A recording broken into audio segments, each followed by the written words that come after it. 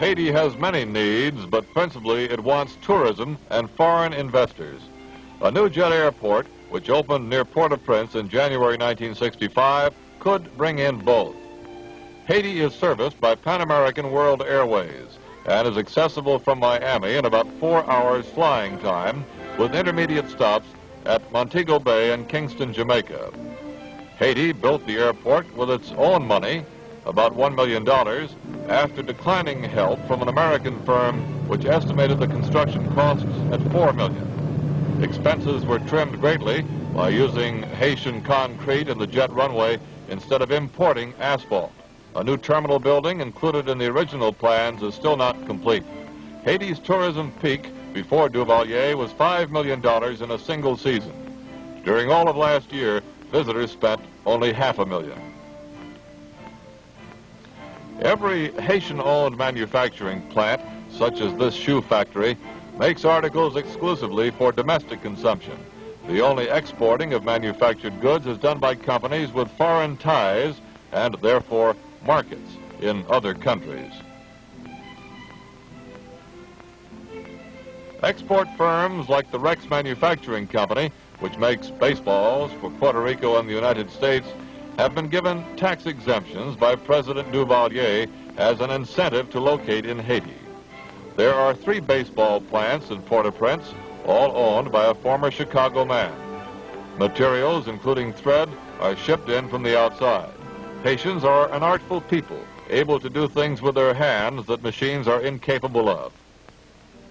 When a tourist stops his car in Haiti, it's a sure bet he'll be surrounded by natives hawking handmade mahogany carvings. The workmanship is excellent. The salesman, it turns out, is usually his own manufacturer and thereby sets the price according to his own need. But the first figure heard is not normally the amount agreed upon. The majority of the time, it simply sets the tone for the bargaining to follow. When money finally changes hands, the buyer may take away an article which back home would have cost him many times more than he paid. We visited with a man named H. Atherton Lee, an American who lives in Haiti and runs a tropical fruit and flower shipping company. We wanted to learn from him the needs of the Haitian economy. Mr. Lee, you've been in this country 15 years now. From your observations, what do you think is needed? Well, in my younger days, I was given the opportunity to study wage scales, and the wage scales in the Orient are much, much cheaper than here. Even in Mexico, wage scales are lower than here. Other countries of the Western Hemisphere are cheaper. What we have to do is produce things which can't get to market, we'll say, from Indonesia. That's too far away. That would be fresh fruits, winter vegetables, things like that. We can produce here winter tomatoes, winter cucumbers, winter watermelons, bell peppers, many things like that, and save the consumer money as well as make a little revenue here. How do you find the Haitian worker? Is he dependable? You're talking to an authority on that, because I've worked with Chinese and Japanese and Filipinos and Indonesians, Puerto Ricanos, Guatemaltecos, and I would say that the Haitian is as good as any of them. To your knowledge, has there been any hindrance or near expropriation of United States business interests here in Haiti? Oh, quite to the contrary. Quite to the contrary. American interests are welcomed here.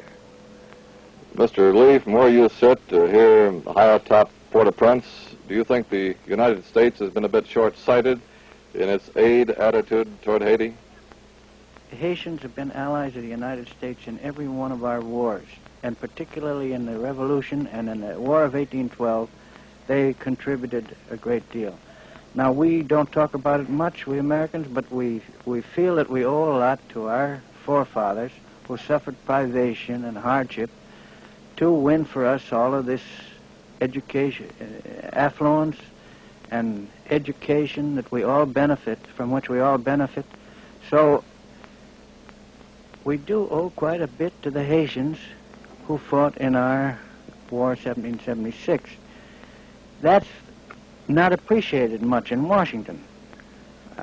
I'm not criticizing anyone or any organization, but I think that Haiti deserves much more interest from the United States than it has received to date. The president here is very anti-communistic. He's anti-Castro, and so the powers that be in Washington figure, well, we don't need to bother about him. But actually, from the standpoint of loyalty of other countries in the future, better treatment to Haiti would probably get us more loyal allies.